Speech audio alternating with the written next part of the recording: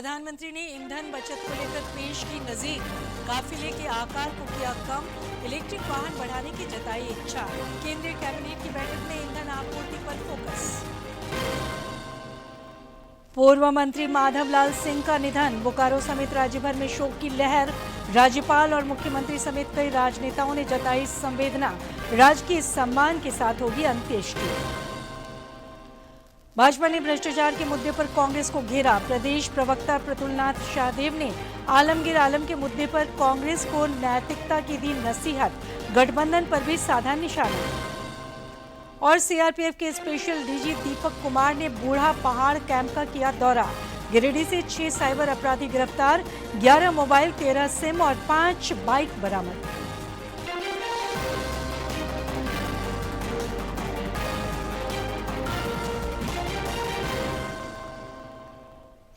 नमस्कार, खबरें झारखंड में आपका स्वागत है। खबरों के साथ मैं हूं सरोज झा और अब समाचार विस्तार से। प्रधानमंत्री नरेंद्र मोदी ने ईंधन बचत को लेकर देशवासियों के समक्ष नजीर पेश की है। उन्होंने घरेलू दौरों के लिए अपने काफिले के आकार को कम कर दिया है। प्रधानमंत्री ने एसपीजी प्रोटोकॉल के अंतर्गत इलेक्ट्रिक वाहन बढ़ाने की इच्छा जताई है।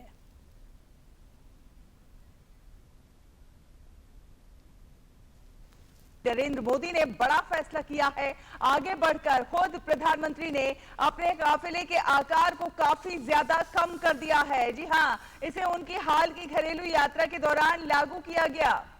एसपीजी प्रोटोकॉल के अनुसार जरूरी सुरक्षा इंतजामों को बनाए रखते हुए गाड़ियों की संख्या कम की गई है।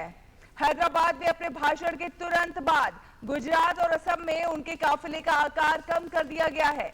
सूत्रों के अनुसार प्रधानमंत्री नरेंद्र मोदी ने यह भी कहा है कि जहां तक हो सके बिना कोई नई गाड़ियां खरीदे उनके काफिले में इलेक्ट्रिक गाड़ियों को शामिल किया जाए। पीएम नरेंद्र मोदी ने देशवासियों से अपील की है कि ईंधन खर्च को लेकर संयम बरतें। सभी देशवासियों से कहा है कि ईंधन खर्च को लेकर कहीं ना कहीं संयम बरतने का ये वक्त है। पेट्रोल और डीजल की खपत जितनी कम हो उतना ही बेहतर है। जनता से कोशिश करे कि ज्यादा से ज्यादा पब्लिक ट्रांसपोर्ट का इस्तेमाल करे। जहां तक हो सके अनावश्यक जो विदेश यात्राएं हैं उनसे बचने की कोशिश करें। अगर बहुत महत्वपूर्ण है तब भी विदेश यात्रा करें, अन्यथा ना करें।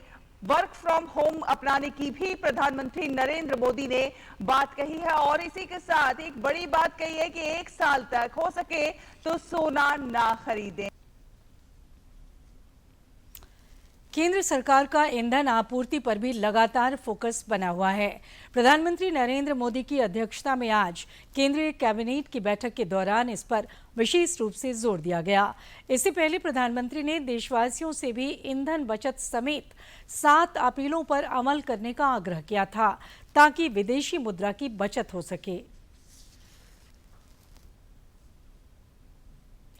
इधर प्रधानमंत्री की अपील के बाद झारखंड में भी ईंधन बचत को लेकर माहौल बना है। झारखंड चैम्बर ऑफ कॉमर्स के अध्यक्ष आदित्य मल्होत्रा और उपाध्यक्ष प्रवीण लोहिया ने प्रधानमंत्री की इस अपील की सराहना करते हुए देशवासियों से इसे अमल में लाने पर जोर दिया है। उन्होंने लोगों से देश के प्रति अपने कर्तव्यों का निष्ठापूर्वक पालन करने की अपील की है। माननीय प्रधानमंत्री का जो अनुरोध है कि कैसे हम लोग कुछ समय तक के लिए जो है सोने की खरीदारी को कम करें, और सोने की खरीदारी अगर हम कम करते हैं तो हमारा जो पेमेंट है वो जो विदेशी मुद्रा में वो कम होता है। और ये बात है अभी कुछ समय के लिए ही अगर हम लोग अगले 1 साल तक सोने को कम खरीदते हैं तो हमारा जो बैलेंस ऑफ पेमेंट्स जो है विदेशी मुद्रा का जो भंडार है वो इतना बढ़ जाएगा कि हम लोग बड़े बड़े विकसित देशों को चुनौती दे सकते हैं। को इस बात पे सोचना होगा कि आप एक ही जगह जाते हैं, अलग अलग गाड़ियों में जाते हैं, वहाँ 4 दोस्त अगर साथ में जाएं तो हम तेल बचा सकते हैं। पब्लिक ट्रांसपोर्ट का यूज़ करें तो हम तेल बचा सकते हैं। बात सिर्फ तेल बचाने की नहीं है, बात सिर्फ गोल्ड कम खरीदने की नहीं है, बात यहाँ वर्ल्ड इकोनॉमी से हमारा कंपटीशन क्या है उस पर है। पक्ष विपक्ष बहुत लोग हैं कि सरकार को मानते हैं, नहीं मानते हैं। बात गंभीरता की है। अगर हम उसको लेते हैं, बजाय इसके कि मैं बीजेपी, कांग्रेस, जेएमएम इस नाते नहीं सोचूं, तो मुझे लगता है कि इस पर एक बार गंभीर मंथन की आवश्यकता है। ये आर्थिक मंदी का संकेत नहीं है, ये आत्मनिर्भर भारत को और आत्मनिर्भर बनाने की दिशा में ये प्रयास है। इस पर हम लोग सबको मिलके काम करना चाहिए। गिरिडीह की महिलाओं ने भी प्रधानमंत्री नरेंद्र मोदी के राष्ट्र हित में की गई अपील को समय की मांग बताया है। उन्होंने कहा कि राष्ट्र हित सर्वोपरि है और इसके लिए संयम से संसाधनों का उपयोग जरूरी है। अभी प्रधानमंत्री की अपील पे विदेश यात्रा को मैंने भी टाला है एंड मुझे लगता है कि हम सबको सपोर्ट करना चाहिए। लिए सारे देशवासियों से अपील है, सोना देश से बढ़ के नहीं है, ये देश ही हमारा सोना है। अगर हम सब ने ये कोशिश किया कि थोड़ा थोड़ा सोना कम खरीद लें या ना भी खरीदें, तो हम अपने कंट्री का फॉरेन एक्सचेंज रिजर्व बचा सकते हैं। हम लोगों ने भी विदेश यात्रा का कुछ प्लान किया था, लेकिन मोदी जी की अपील से हम लोगों ने अपना वो प्रोग्राम को कैंसिल कर दिया है। जैसे अभी साल भर के लिए उन्होंने कहा है, तो साल भर हम लोग इंडिया घूमेंगे। इंडिया में भी कई ऐसी चीज़ें हैं जो हमने नहीं देखी है। बहुत सुंदर सुंदर पर्यटक स्थल है, जैसे कश्मीर है, अंडमान निकोबार है, कई ऐसी जगह है जहाँ हम लोग घूम सकते हैं। लक्षद्वीप है, नई नई जगह है, उसको घूम सकते हैं।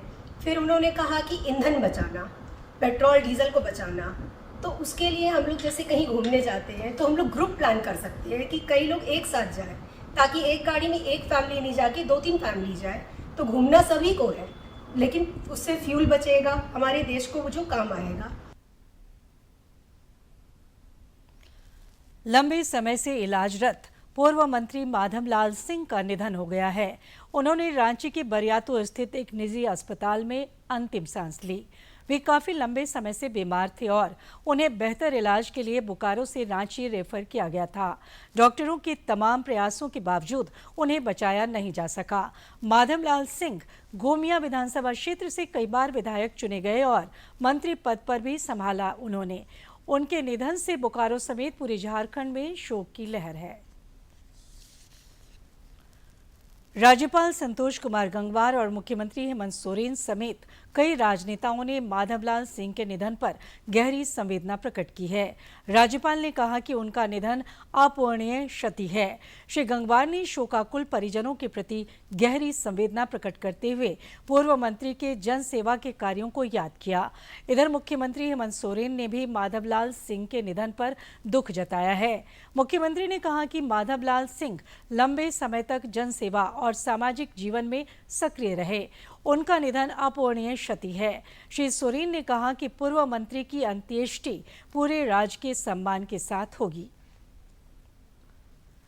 कोयला राज्य मंत्री सतीश चंद्र दुबे का आज धनबाद दौरा प्रस्तावित है। श्री दुबे दौरे के क्रम में बीसीसीएल और जीआरडीए के अधिकारियों के साथ समीक्षात्मक बैठक करेंगे। वे बेलगड़िया टाउनशिप में विभिन्न विकास योजनाओं का शिलान्यास, उद्घाटन और परिसंपत्तियों का वितरण भी करेंगे। धनबाद में उनके दौरे को लेकर प्रशासनिक तैयारियां जोरों पर है। जिले के उपायुक्त आदित्य रंजन ने बेलगड़िया टाउनशिप का दौरा कर अधिकारियों को जरूरी निर्देश दिए। केंद्रीय राज्य मंत्री दौरे के मद्देनजर उपायुक्त ने पिछले दिनों बैठक भी की थी। ग्रामीण विकास मंत्री दीपिका पांडे सिंह से आज मैथिली भाषा संघर्ष समिति के एक प्रतिनिधिमंडल ने रांची में मुलाकात की। इस दौरान प्रतिनिधिमंडल ने मंत्री से झारखंड शिक्षक पात्रता परीक्षा जेटेट नियमावली सह नियोजन नीति में जनजातीय एवं क्षेत्रीय भाषाओं की सूची में मैथिली भाषा को शामिल करने की मांग रखी। प्रतिनिधिमंडल ने बताया कि मैथिली भाषा को वर्ष 2003 से भारतीय संविधान की 8वीं अनुसूची में स्थान प्राप्त है। ऐसे में जेटेट नियमावली में मैथिली को शामिल किया जाना पूरी तरह न्याय संगत और भाषाई अधिकारों के अनुरूप होगा।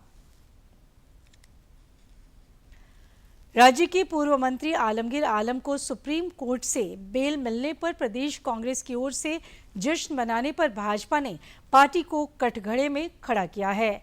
भाजपा के प्रदेश प्रवक्ता प्रतुल नाथ शाहदेव ने आज रांची में आयोजित संवाददाता सम्मेलन को संबोधित करते हुए कहा कि 3000 करोड़ रुपए के घोटाला मामले में पूर्व मंत्री आलमगीर आलम को न्यायालय से बेल मिला है, न कि उन्हें आरोप मुक्त कर दिया गया है। उन्होंने कहा कि कांग्रेस पार्टी का नैतिक पतन इतना अधिक हो गया है कि पार्टी आज भ्रष्टाचार और बेल का जश्न मना रही है। श्री शाहदेव ने कमीशन, करप्शन और कनेक्शन के मुद्दे पर इंडी गठबंधन सरकार को भी घेरा। मतलब थोड़ी भी शर्म अगर कांग्रेस को रहती ना तो कांग्रेस ऐसा जश्न नहीं मनाते। वो भी एक ऐसे व्यक्ति के लिए जिसके ऊपर 32 करोड़ की डायरेक्ट कैश रिकवरी का आरोप है, वो सारा ट्रेल जो है वो उन्हीं तक जाता है और ये सिद्ध हो गया। कोई छोटा मोटा घोटाला नहीं था, 3000 करोड़ का ग्रामीण विकास का टेंडर घोटाला। वीरेंद्र राम चीफ इंजीनियर थे, इंजीनियर इन चीफ थे, वो भी जेल की सलाखों के पीछे इस बड़े घोटाले में गए थे। भाजपा जन सरोकार के मुद्दे पर राज्य भर में आंदोलनरत है। कल दक्षिणी छोटानागपुर प्रमंडल के जिलों के अलावा संताल में भी पार्टी ने बिजली पानी के मुद्दे पर प्रदर्शन किया। गोड्डा में आयोजित प्रदर्शन में बड़ी संख्या में नेता और कार्यकर्ता सड़कों पर उतरे।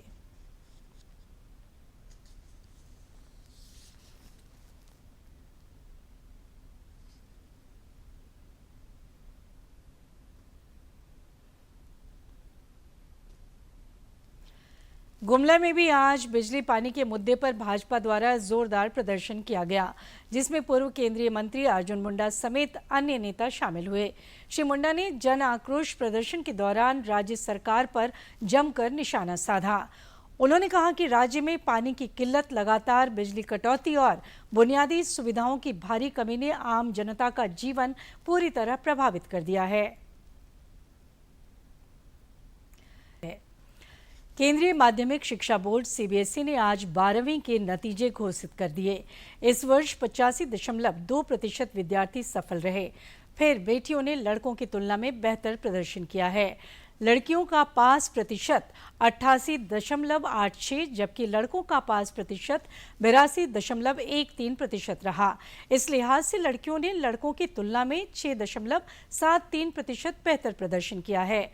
क्षेत्रवार प्रदर्शन में त्रिवेंद्रम जोन सबसे आगे रहा, जहां 95.62% विद्यार्थी उत्तीर्ण हुए। केंद्रीय विद्यालयों के 98.55% और नवोदय विद्यालयों के 98.47% विद्यार्थी परीक्षा में सफल रहे। 12वीं में 85.20% छात्र पास हुए हैं। लड़कों के मुकाबले एक बार फिर लड़कियों ने ही बाजी मारी है। 12वीं में 88.86% लड़कियां पास हुई हैं। ये रिजल्ट बता रहा है कि एक बार फिर लड़कियों ने ही लड़कों के मुकाबले उत्तीर्ण हुई हैं। सीबीएसई के एग्जाम्स में एक बार फिर टॉप करती ज्यादा लड़कियां दिखाई दे रही हैं।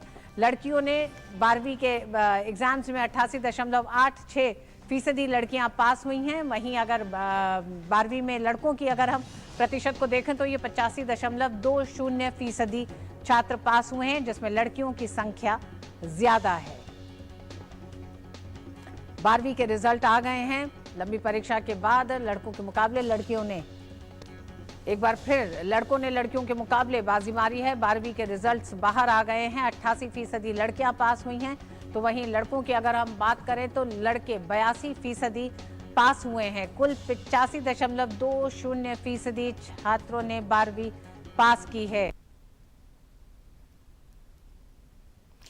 नीट यूजी परीक्षा पेपर लीक मामले की सीबीआई जांच शुरू हो गई है और इस मामले में कुछ लोगों को हिरासत में लिया गया है। गौरतलब है कि कल एनटीए ने नीट यूजी 2026 परीक्षा रद्द करने की जानकारी दी थी। नीट यूजी 2026 पेपर लीक मामले में जांच एजेंसियों का फोकस इस मामले में शामिल माफिया और आरोपियों पर बढ़ गया है। जैसे जैसे जांच आगे बढ़ रही है वैसे वैसे इस पूरे नेटवर्क की परतें खुलती नजर आ रही हैं और कई अहम जानकारियां भी सामने आ रही है। राजस्थान स्पेशल ऑपरेशंस ग्रुप के आईजी अजय पाल लांबा के अनुसार संदेह के आधार पर करीब 2 दर्जन से ज्यादा लोगों को सीबीआई के सामने पेश किया गया। उन्होंने ये बताया कि पुलिस को मिले इनपुट के आधार पर सीकर, अलवर, झुंझुनू, जयपुर और एसओजी की टीमों ने मिलकर उन लोगों से पूछताछ की है जिनके पास नीट परीक्षा 2026 का पेपर पहुंचने की संभावना जताई गई थी। करीब 150 से ज्यादा अभ्यर्थी, उनके मित्र और अभिभावकों से पूछताछ के बाद ये जानकारी मिली है कि पेपर परीक्षा शुरू होने से पहले राजस्थान में हरियाणा के एक व्यक्ति द्वारा भेजा गया था। पूछताछ से पता चला है कि उसके पास ये पेपर महाराष्ट्र के नासिक से आया था।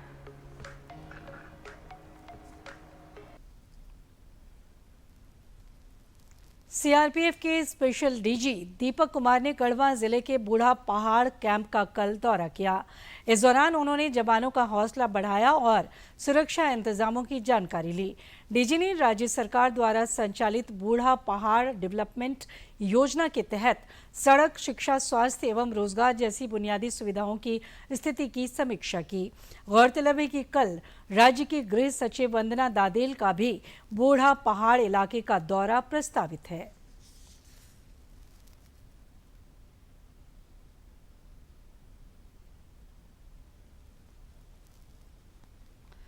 गिरिडीह में साइबर अपराधियों के विरुद्ध पुलिस को लगातार सफलता मिल रही है। पुलिस ने 6 साइबर अपराधियों को गिरफ्तार किया है।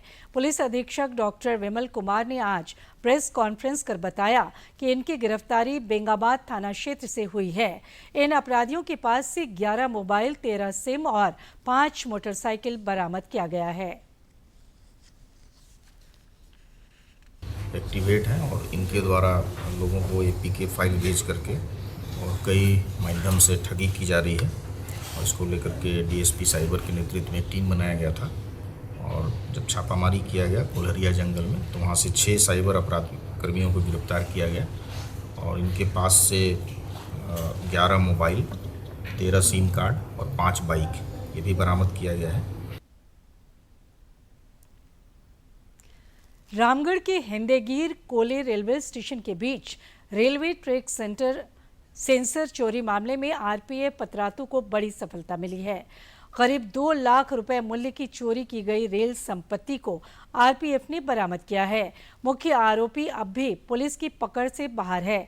आरपीएफ की ओर से बताया गया कि 10 और 11 अप्रैल की रात हिंदेगीर कोले रेलवे स्टेशन के बीच अज्ञात अपराधियों ने रेलवे ट्रैक से 11 ट्रैक सेंसर और क्लैंप असेंबल चोरी कर ली थी।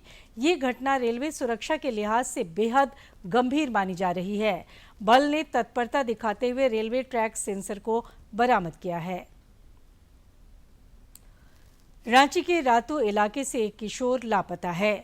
रक्षा राज्य मंत्री सह रांची सांसद संजय सेठ ने कल देर शाम परिजनों से मुलाकात कर पूरे मामले की जानकारी ली। उन्होंने संबंधित अधिकारियों को लापता किशोर को खोज निकालने के लिए निर्देशित किया। श्री सेठ ने आम लोगों से भी इस मामले में सहयोग की अपील की है। साहिबगंज जिले में ग्रामीण और आदिम जनजातीय महिलाओं के लिए स्वरोजगार की एक नई सुबह हुई है। साहिबगंज का ग्रामीण स्वरोजगार प्रशिक्षण संस्थान आरसेटी इन महिलाओं के कौशल विकास में महती भूमिका निभा रहा है। पहाड़ी और दुर्गम इलाकों में रहने वाली पहाड़िया और संथाल समुदाय की महिलाएं अब न केवल आधुनिक खेती के गुर सीख रही हैं, बल्कि ब्यूटिशियन जैसे प्रोफेशनल कोर्स कर आत्मनिर्भर भी बन रही हैं।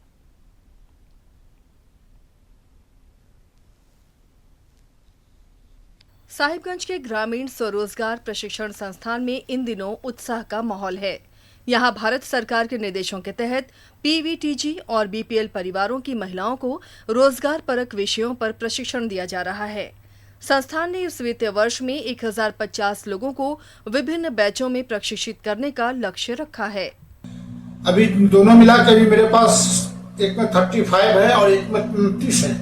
ब्यूटी पार्लर वाला जो कोर्स मेरा चल रहा है उसमें आपको 35 है और हॉर्टिकल्चर वाला में मेरे 30 हैं।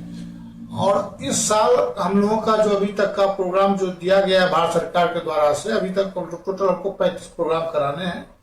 साहिबगंज का एक बड़ा हिस्सा पहाड़ी है और वहां सिंचाई की समस्या रहती है, इसलिए आरसेटी ने ड्रिप इरिगेशन, पॉली हाउस और जैविक खेती पर विशेष फोकस किया है। संथाल और पहाड़िया समुदाय की महिलाएं अब बेमौसम सब्जियों की खेती कर अच्छा मुनाफा कमाने का हुनर सीख रही हैं। कि कैसे हम लोग कृषि तकनीक को आगे बढ़ाएं और उसमें किस किस तकनीक को जोड़े कि हम लोग का जो है कृषि तकनीक सही रूप से हो सके और हम लोग उसमें ज़्यादा से ज़्यादा उत्पादन ले सकें और कम से कम खपत में मतलब कम से कम खर्च में कैसे हम लोग खेती तकनीक को आगे लेके जाएं और उससे ज़्यादा से ज़्यादा लाभ कमाएं। खेती कैसे करें? तो जैविक खेती मतलब हम रासायनिक खाद का कम से कम हम लोग उपयोग करेंगे। तो उसके लिए हम लोग को सिखाया गया कि जैविक खाद कैसे बनाना है। जैसे हम लोग को वर्मी कंपोस्ट खाद बनाने के लिए सिखाया गया। खेती के साथ साथ आज के फैशन के दौर में ग्रामीण महिलाओं का रुझान ब्यूटिशियन कोर्स की ओर भी बढ़ा है। सुदूर ग्रामीण क्षेत्रों में जहां ब्यूटी पार्लर की सुविधा नहीं है, वहां ये महिलाएं हुनर सीखकर न केवल सौंदर्य बल्कि धनोपार्जन की नई राह तलाश रही हैं। जिसमें अलग अलग तरह से इन लोगों को सब चीज़ सिखाएं, जैसे शुरू से eyebrow, bleach, wax, manicure, pedicure, hair straightening, hair highlight, मतलब जितना भी पार्लर में कोर्स होता है सारा चीज़। आज इन लोग का ब्राइडल का सेशन है, तो मेकअप कैसे होता है, मेकअप में क्या क्या चीज़ प्रोडक्ट इस्तेमाल होते हैं, कौन सा बेस पहले मतलब चीज़ इस्तेमाल होता है, वो सारा चीज़ आज इन लोग को सिखा रहे हैं। मैंने बहुत कुछ सीखा ब्यूटी पार्लर में और यहाँ से सीख के मैं अपने घर जाकर अच्छे से मतलब ब्यूटी पार्लर चलाऊंगी। मैं खुद में मतलब आत्मनिर्भर हो रही हूँ। जितने भी वर्क होते हैं उसके बारे में जाना सीखा। यहाँ की मैम बहुत अच्छी है। यहाँ की व्यवस्था जो है खाने पीने रहने का और सेफ्टी का, हम लोग लड़की है तो हमें ज़्यादा सेफ्टी की जरूरत पड़ती है, तो यहाँ सेफ्टी की व्यवस्था बहुत ही अच्छी हुई। समय और स्थान के अनुरूप कौशल विकास की यह पहल साहिबगंज के सुदूर ग्रामीण इलाकों में बदलाव की बयार ला रही है। सरकार के इन प्रयासों से न केवल पलायन रुकेगा बल्कि ग्रामीण अर्थव्यवस्था को भी मजबूती मिलेगी। साहिबगंज से आनंद की रिपोर्ट। आईआईएम रांची को स्पेन के मैड्रिड में आयोजित एएमबीए एवं BGA global deans and directors conference में प्रतिष्ठित एएमबीए एक्रेडिटेशन का प्रमाण पत्र मिला है। इस उपलब्धि के साथ आईआईएम रांची दुनिया के शीर्ष 2% बिजनेस स्कूलों के प्रतिष्ठित समूह में शामिल हो गया है। ये मान्यता संस्थान की वैश्विक अकादमिक गुणवत्ता, अंतर्राष्ट्रीय स्तर पर बढ़ती पहचान और प्रबंधन शिक्षा में उत्कृष्ट योगदान को दर्शाती है। और अब मौसम। रांची और आसपास के क्षेत्रों में आज भी दोपहर बाद अच्छी बारिश हुई। मौसम विज्ञान केंद्र के मुताबिक राज्य के कई हिस्सों में 19 मई तक बारिश का पूर्वानुमान है। इस अवधि में आंधी और वज्रपात की भी आशंका है, जिसको लेकर मौसम विज्ञान ने चेतावनी जारी की है। और ज्यादा जानकारी दे रहे हैं हमारे सहयोगी।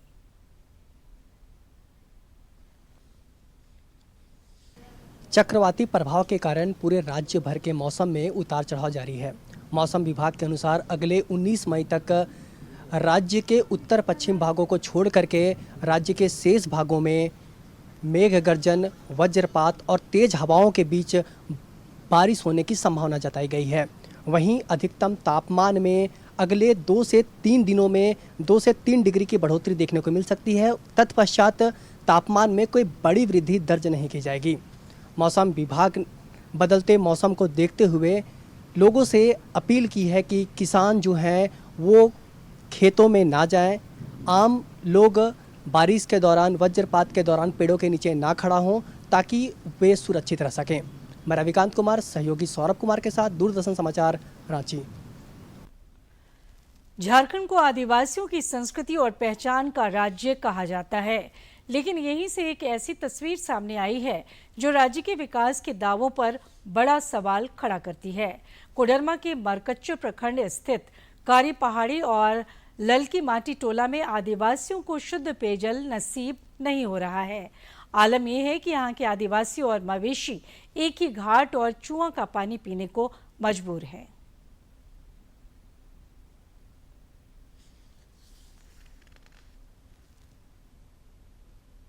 कोडरमा जिले के मरकच्चो प्रखंड स्थित कारी पहाड़ी और ललकी माटी टोला, यहाँ करीब 20 आदिवासी परिवार और 150 की आबादी निवास करती है। यहाँ के लोगों के लिए पानी की एक एक बूंद हासिल करना किसी बड़ी चुनौती से कम नहीं है। पानी की कमी यहाँ के आदिवासियों के लिए नियति बन चुकी है। हाँ पुण्य परले है कल से। हाँ तो मुँह से लालो या तो था चलो पानी के बड़ी दूर से लानो ये पनिया ये रतिया गिरले से भरो अभी नया पानी पिए हुई गंदा पानी पिए हुई गंदा पानी दे ये बीमार पड़ो हाँ। और की होगा परेशान करने पनिया से बड़ी परेशान हो पनिया से सब कुछ करो ये से गंदा पानी खाना बनाओ ये पियो ही है नहा धो ये गंदा पानी से यही पानी से समस्या है सर यहाँ पानी का बहुत दिक्कत हम लोग का है। पानी 1 किलोमीटर दूरी से लाते हैं और ये तो नया पानी अभी कल परसों गिरा है उसी का पानी ले रहे हैं। तो गर्मी के मौसम में से बहुत लंबा जाना पड़ता है 1 किलोमीटर से भी और ज़्यादा जाना पड़ता है वहाँ से ला रहे हैं और गर्मी के मौसम में तो यार दिक्कत होता है। जिला प्रशासन को इस टोले की जानकारी है, बावजूद इसके पानी की समुचित व्यवस्था नदारद है। ये विडंबना ही है कि जल जंगल जमीन की बात करने वाले राज्य में पहाड़ों से बहने वाले नाले में चूहा खोदना ही इनकी जीवन रेखा बनी हुई है। सामाजिक कार्यकर्ता मनोज दांगी ने कहा है कि वे संबंधित विभाग से संपर्क कर समस्या का समाधान करेंगे। हम लोग का है पानी के लिए सुविधा नहीं है सर, प्लस में हम लोग का लाइट के लिए बिजली नहीं है। बहुत दूर से 1 किलोमीटर से पानी लाते हैं। कैसे लाते हैं पानी? माथा से चूहा खड़ करके माथा से ढो करके लाते। गर्मी में कितना दिक्कत होता है? गर्मी में बहुत सारा दिक्कत। कितना दूरी बढ़ जाता है? मतलब 1 किलोमीटर प्लस हो जाता है। पानी अभी तो ताजा पानी कल परसों गिरा हुआ है इसलिए हम लोग को थोड़ा राहत मिला है, नहीं तो हम लोग इतना मजबूर हैं जो कि पानी पीने के लिए बहुत परेशान हैं। मरकच्चो प्रखंड के डगरनुमा पंचायत के चटनिया गांव और ललमटिया गांव में पानी पीने का जो समस्या सामने आया है, चूहा से लोग पानी पी रहे हैं, तो ऐसी बहुत और भी कई गांव हैं जंगली इलाका में जहां पे पानी पीने का समस्या है और मूलभूत सुविधाओं से वंचित है अभी भी गाँव। राज्य की व्यवस्था के लिए इससे बड़ी विडंबना और क्या हो सकती है कि बोतल बंद पानी का चलन जिस राज्य में हो वहीं के मूलवासी अपनी प्यास बुझाने के लिए जानवरों के साथ घाट साझा कर रहे हैं।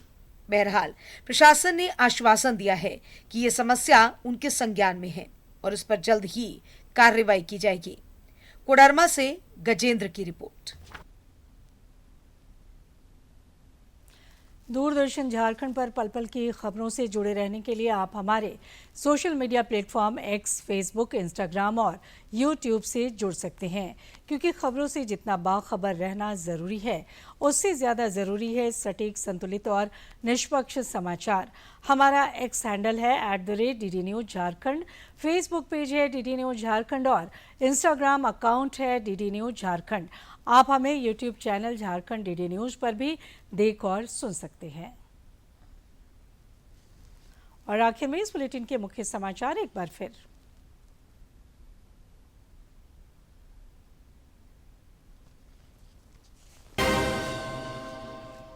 प्रधानमंत्री ने ईंधन बचत को लेकर पेश की नजीर, काफिले के आकार को किया कम, इलेक्ट्रिक वाहन बढ़ाने की जताई इच्छा, केंद्रीय कैबिनेट की बैठक में ईंधन आपूर्ति पर फोकस।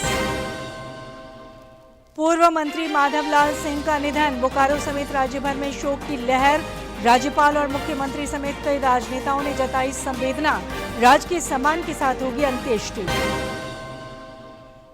भाजपा ने भ्रष्टाचार के मुद्दे पर कांग्रेस को घेरा, प्रदेश प्रवक्ता प्रतुलनाथ शाहदेव ने आलमगीर आलम के मुद्दे पर कांग्रेस को नैतिकता की दी नसीहत, गठबंधन पर भी साधा निशाना। और सीआरपीएफ के स्पेशल डीजी दीपक कुमार ने बूढ़ा पहाड़ कैंप का किया दौरा, गिरिडीह से 6 साइबर अपराधी गिरफ्तार, 11 मोबाइल, 13 सिम और 5 बाइक बरामद।